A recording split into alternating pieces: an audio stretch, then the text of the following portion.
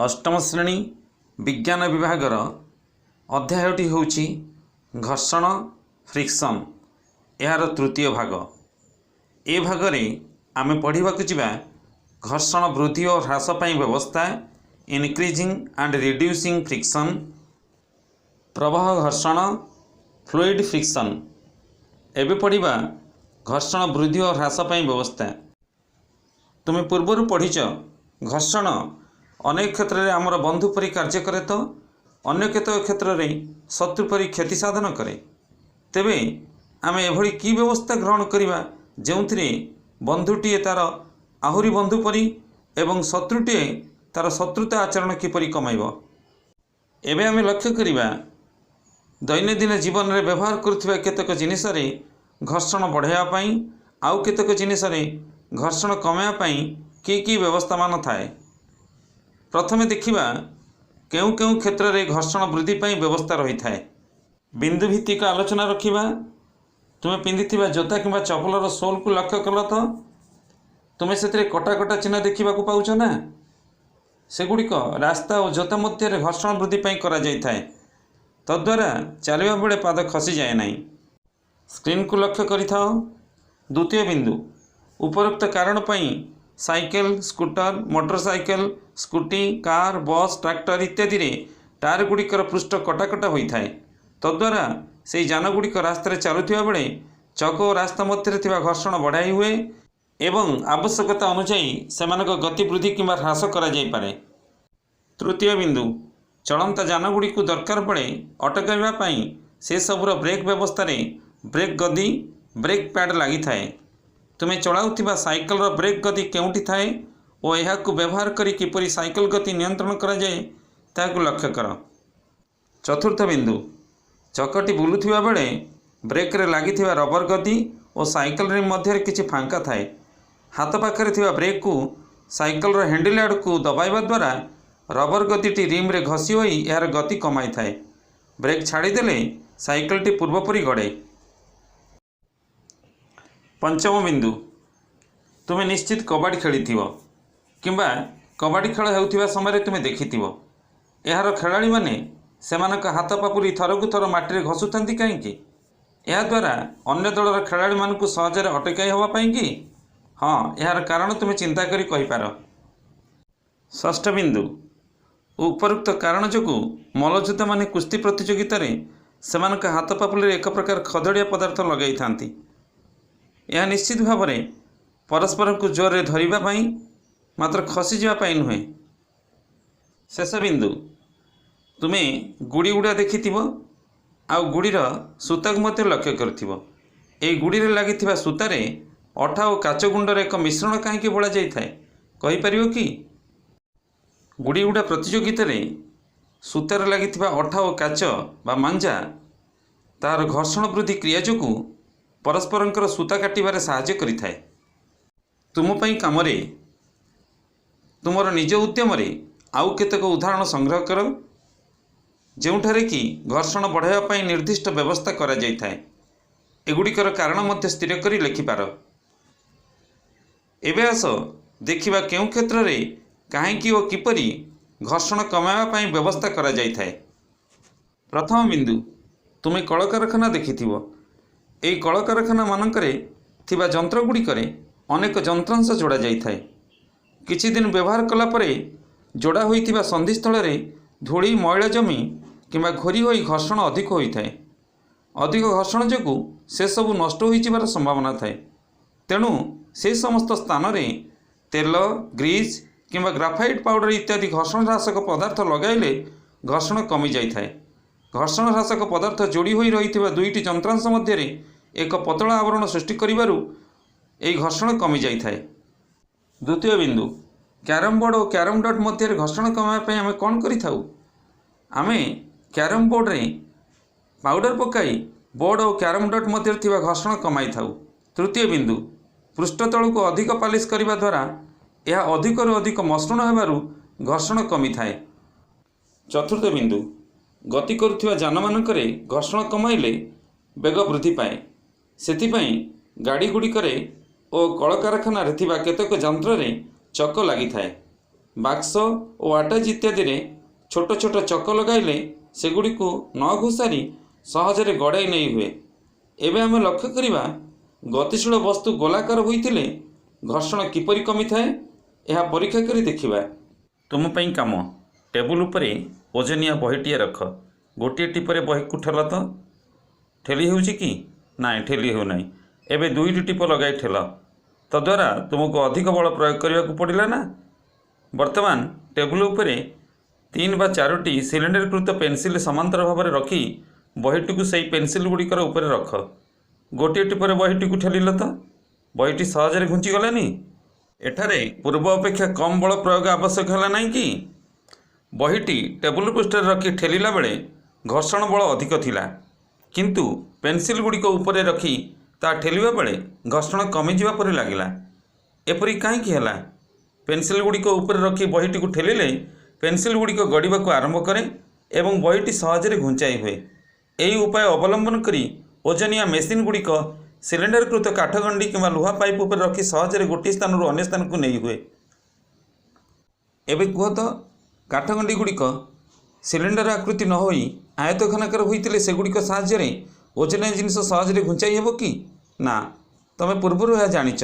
ଏହାର ଉତ୍ତର କାରଣ ସହ ଲେଖିପାରିବ। ଗୁରୁତ୍ୱପୂର୍ଣ୍ଣ ସଂଜ୍ଞା। ଏକ ବସ୍ତୁ ଅନ୍ୟ ଏକ ପୃଷ୍ଠ ଉପରେ ଗଡ଼ିବା ବେଳେ କ୍ରିୟାଶୀଳ ଘର୍ଷଣ ବଳକୁ ଗଡ଼ାଣି ଘର୍ଷଣ, ରୋଲିଂ ଫ୍ରିକ୍ସନ୍ କହନ୍ତି। ବସ୍ତୁଟି ଗଡ଼ିବା ଦ୍ୱାରା ଘର୍ଷଣ କମିଯାଏ। ତୁମେ ପୂର୍ବରୁ ମଧ୍ୟ ଜାଣିଛ, ଗଡ଼ୁଥିବା ସମୟରେ ଗତିଶୀଳ ଅବସ୍ଥାରେ ପାର୍ଶ୍ୱସ୍ଥ ଘର୍ଷଣ କମିଯାଇଥାଏ। ସେଥିପାଇଁ ଓଜନିଆ ଜିନିଷ ଗୁଡ଼ିକ ସହ ରୋଲର ଲାଗିଥାଏ। ପିଚୁ ରାସ୍ତା ତିଆରି ବେଳେ ବଡ଼ ଲୁହା ରୋଲର ଗଡ଼ାଇ ଗଡ଼ାଇ ରାସ୍ତା କିପରି ସମାନ କରାଯାଏ ତୁମେ ଦେଖିଥିବ। ଆଟାଚ୍ ଓ ଲଗେଜ ବାକ୍ସ ଗୁଡ଼ିକରେ ଯଦି ଚକ ଲାଗିନଥାଏ ତାକୁ ଘୋଷାଡ଼ି ଘୋଷାଡ଼ି କିମ୍ବା ଟେକି ଟେକି ନେବା ଅପେକ୍ଷା ଚକ ଲଗାଇ ସେଗୁଡ଼ିକୁ ଗଡ଼ାଇ ଗଡ଼ାଇ ନେବା ସହଜ ହୁଏ। ତେଣୁ ଆଜିକାଲି ପ୍ରାୟତଃ ସମସ୍ତ ଆଟାଚ୍ ବା ଲଗେଜ ବାକ୍ସ ଗୁଡ଼ିକରେ ଚକ ଲଗାଇ ବିକ୍ରି କରାଯାଉଛି। ଏହି ଚକର ଉଦ୍ଭାବନ ମନୁଷ୍ୟ ସମାଜର ଏକ ଆଶୀର୍ବାଦ ରୂପକ କାମ କଲା। ଶଗଡ଼, ସାଇକେଲ, ମୋଟର ଗାଡ଼ି ଇତ୍ୟାଦିରେ ଚକ ଲାଗିଥିବାର ତୁମେ ଦେଖିଥିବ। ଏହି ଚକ ଯୋଗୁଁ ସେସବୁ ଅଳ୍ପ ବଳ ପ୍ରୟୋଗ ଦ୍ୱାରା ଶୀଘ୍ର ଗତି କରିପାରନ୍ତି, କାରଣ ଏଗୁଡ଼ିକରେ ଚକ ଥିବା ଯୋଗୁଁ ଘର୍ଷଣ ବଳର ପରିମାଣ କମିଯାଏ। ଗମନାଗମନ ଓ ପରିବହନର ସୁବିଧା ପାଇଁ ଚକର ଉଦ୍ଭାବନ ମନୁଷ୍ୟ ସମାଜର କେତେ ଉପକାର କରୁଛି ତାହା ଭାବିକରି ଲେଖିପାରିବ। ଆଉ ଏକ ଯନ୍ତ୍ରାଂଶ ବଲ୍ ବିୟରିଂ। ଏହି ବଲ୍ ବିୟରିଂ ବ୍ୟବସ୍ଥା ଯୋଗୁଁ ଘର୍ଷଣ ଅତିମାତ୍ରାରେ କମିଥାଏ। ତୁମର ସାଇକେଲ ଖରାପ ହେଲେ ତୁମେ ସାଇକେଲ ମରାମତି ପାଇଁ ସାଇକେଲ ମିସ୍ତ୍ରୀକୁ ସାଇକେଲଟି ଦେଇଥାଅ। ସେହି ସାଇକେଲ ମିସ୍ତ୍ରୀ ସାଇକେଲଟିକୁ ଅଏଲିଂ କରନ୍ତି। ଏହି ଅଏଲିଂ କରୁଥିବା ସମୟରେ ତୁମେ କେବେ ଦେଖିଛ? ସାଇକେଲଟି ଖୋଲି ଦେଇ ପ୍ରତି ଯନ୍ତ୍ରାଂଶକୁ ସେ ସଫା କରନ୍ତି। ତାପରେ ବିୟରିଂରେ ଗ୍ରୀସ୍ ଦେଇ ଛୋଟ ବଲ୍ ଗୁଡ଼ିକୁ ତା ଉପରେ ସଜାନ୍ତି ଏବଂ ଚକଟିର ଅଖକୁ ତା ସହିତ ଯୋଡ଼ି ଦିଅନ୍ତି। ଅଖ ବା ଏକ୍ସିଲ୍ ସହିତ ଚକର ଘର୍ଷଣ କମାଇବା ପାଇଁ ଏହିପରି ବ୍ୟବସ୍ଥା କରାଯାଇଥାଏ। ଏହାଦ୍ୱାରା ଚକଟି ଭଲ ଭାବେ ଗଡ଼େ। ସାଇକେଲର ପେଡିଲ୍ ଭଲ ଭାବେ ବୁଲିବା ପାଇଁ ମଧ୍ୟ ସେଥିରେ ବଲ୍ ଓ ବିୟରିଂ ବ୍ୟବସ୍ଥା ଥାଏ। ସିଲିଂ ଫ୍ୟାନ୍ ଏପରିକି କଳକାରଖାନାରେ ବ୍ୟବହୃତ ଯନ୍ତ୍ର ଇତ୍ୟାଦିରେ ମଧ୍ୟ ବଲ୍ ଓ ବିୟରିଂ ବ୍ୟବସ୍ଥା ଥିବାରୁ ସେଗୁଡ଼ିକ ଚଳାଇବା ପାଇଁ ଅଳ୍ପ ଶକ୍ତି ଖର୍ଚ୍ଚ କରିବାକୁ ପଡ଼େ। ଗଡ଼ାଣି ଘର୍ଷଣ ବା ରୋଲିଂ ଘର୍ଷଣ, ରୋଲିଂ ଫ୍ରିକ୍ସନ୍, ଏହା ଖସାଣି ଘର୍ଷଣ ବା ସ୍ଲାଇଡିଂ ଫ୍ରିକ୍ସନ୍ ଠାରୁ ବହୁତ କମ୍ ହୋଇଥିବାରୁ କଳକାରଖାନା ବା ଅଧିକାଂଶ ଯାନରେ ଚକ ଲଗାଯାଇଥାଏ। ସେହି ଚକ ଗୁଡ଼ିକ ଅଖ ଚାରିପଟେ ସହଜରେ ବୁଲିବା ପାଇଁ ବଲ୍ ଓ ବିୟରିଂ ବ୍ୟବସ୍ଥା ରହିଥାଏ। ଭାବିଲ, ଶଗଡ଼ ଚକକୁ ଅଖ ସହିତ ଯୋଖା ଯାଉଥିବା ସ୍ଥାନରେ ବଲ୍ ବିୟରିଂ ବ୍ୟବସ୍ଥା କଲେ ଶଗଡ଼ ଆହୁରି ସହଜରେ ଗଡ଼ନ୍ତା ନାହିଁ କି? ତଦ୍ୱାରା ଶଗଡ଼ର ବେଗ ବଢ଼ନ୍ତା ଓ ବଳଦମାନଙ୍କୁ କମ୍ ପରିଶ୍ରମ କରିବାକୁ ପଡ଼ନ୍ତା। ଏବେ ପଢ଼ିବା ପ୍ରବାହ ଘର୍ଷଣ, ଫ୍ଲୁଇଡ୍ ଫ୍ରିକ୍ସନ୍। ପ୍ରଥମେ ଆମେ ଜାଣିବାକୁ ଯିବା ପ୍ରବାହ ଫ୍ଲୁଇଡ୍ କ'ଣ। ବିଜ୍ଞାନରେ ଉଭୟ ତରଳ ଓ ଗ୍ୟାସୀୟ ପଦାର୍ଥକୁ ପ୍ରବାହ ଫ୍ଲୁଇଡ୍ କହନ୍ତି। ଆମ୍ଭେମାନେ ବିଭିନ୍ନ ପ୍ରକାର ଗ୍ୟାସ୍ର ନାମ ଶୁଣିଛେ, ଯେପରି ଅକ୍ସିଜେନ୍, ନାଇଟ୍ରୋଜେନ୍, ହାଇଡ୍ରୋଜେନ୍ ଇତ୍ୟାଦି। ବାୟୁ ଏହିପରି କେତେକ ଗ୍ୟାସ୍ର ଏକ ମିଶ୍ରଣ। ବୃକ୍ଷଲତା, ପଶୁପକ୍ଷୀ, ମଣିଷ ସମସ୍ତେ ଏହି ବାୟୁମଣ୍ଡଳର ମଧ୍ୟରେ ରହିଛନ୍ତି। ସେହିପରି ମାଛ, କଇଁଛ, କୁମ୍ଭୀର ଇତ୍ୟାଦି ଜଳଚର ଜୀବ ଜଳରେ ବାସ କରନ୍ତି। ଜଳ ପରି ଅନ୍ୟାନ୍ୟ ଅନେକ ତରଳ ପଦାର୍ଥ ତୁମେ ନାମ ଜାଣିଛ, ଯେପରି विभिन्न प्रकार तेल विज्ञान में उभय तरल और गैसीय पदार्थ को प्रवाह कहती। जलचर जीव जल में यातायात करती, से भली केतक स्थलचर जीव वायु यातायात करती। तुम्हें जान डंगा मोटर लंच जलजाहाज इत्यादि निर्जीव वस्तु मध्य जल में गति करती। सेहीपरि रॉकेट उड़ाजाहाज हेलिकॉप्टर परी केतक यान वायु रे गति करिथांती। तरल और गैसीय पदार्थ विशिष्ट माध्यम सजीव और निर्जीव मानक गति बेले एक प्रकार घर्षण बल गतिशील वस्तुटी उपरे क्रियाशील होता है। मन रखिब यही सजीव निर्जीव माने जेतेबेले तरल एवं गैसीय पदार्थ भितर दे गति करती सेतेबेले एक प्रकार घर्षण बल गतिशील वस्तुटी उपरे क्रियाशील होता है। यह साधारण भाव प्रवाह घर्षण फ्लूइड फ्रिक्शन कहुए। मन रखिब प्रवाह मध्य गति करुवा वस्तु उपरे क्रियाशील घर्षण बल को ड्रैग मध्य कहती। एथुरु आमे जानिले प्रवाह माध्यम गति करुवा समय वस्तुटी प्रवाह माध्यम गति करुवा समय यही प्रवाह घर्षण बा फ्लूइड फ्रिक्शन सृष्टि होता है। तेबे यही प्रवाह घर्षण केतक कारक उपर निर्भर करे। से कारक गुड़िक आमे बिंदु भित्तिक आलोचना रखिबा। सर्वप्रथम बिंदुटी है प्रवाह मध्य वस्तुर वेग, अर्थात प्रवाह मध्य वस्तुटीर वेग जो अनुसार वृद्धि हम से अनुसार प्रवाह घर्षण वृद्धि होता है। पुनराय द्वितीय बिंदु वस्तुर आकृति, जो वस्तु गति करुए तार आकृति उपर मध्य प्रवाह घर्षण निर्भर करे। शेष बिंदु प्रवाहर प्रकृति बा धर्म। आम ये प्रवाह कहूचे ता गैसीय पदार्थ हो बा तरल पदार्थ हो, यार प्रकृति बा धर्म उपरे प्रवाह घर्षणर परिमाण निर्भर करे। प्रवाह मध्य गतिशील होगापाई वस्तु मानक प्रवाह घर्षण अतिक्रम करने को पड़े। तद्वारा गतिशील वस्तुटीर किसी शक्ति ह्रास पाए। प्रवाह घर्षण कम करने विभिन्न व्यवस्था रही जहाँ आम प्रकृति पक्षर लक्ष्य करें। एवं आस देखा से व्यवस्था गुड़िक कौन। पिलामाने तुम्हें लक्ष्य करिब आज जो सजीव वस्तु मानकर रूप देखुच ता सर्वप्रथमे एया नथिला। प्रकृतिर विवर्तन प्रक्रिया भितर सेमानकर आकृति एभଳି होई उठिछि। चढ़ईटीए वायु मध्य उच्चरे उड़ीबा बेले तुमे देखिथिबो एही समय रे चढ़ईटीर आकृति किपरि होइथाय। एहार डेणा दुईटी मेला रही लांजटी सीधा भाव में रही थाए एवं मुंडटी छोट और गोजिया होइथाय। डेणा द्वारा आहुला करी यह आगू गति करी चली थाए।